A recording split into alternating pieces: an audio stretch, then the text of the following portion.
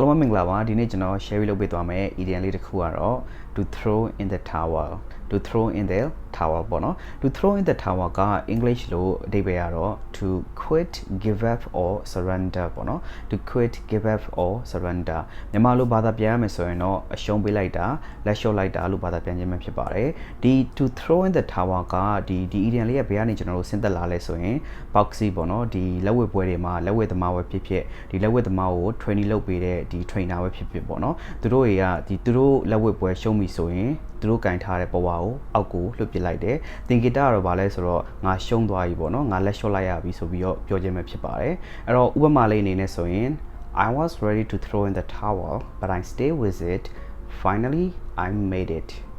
I was ready to throw in the towel but I stayed with it finally I made it ပြောချင်တာကတော့ငါလက်မြောက်အရှုံးပေးဖို့ ready ပဲပေါ့နော်ဒါပေမဲ့လို့ငါဆက်ပြီးတော့အဲ့ဒါကိုလုပ်ခဲ့တယ် finally နောက်ဆုံးမှာတော့ I made it ငါ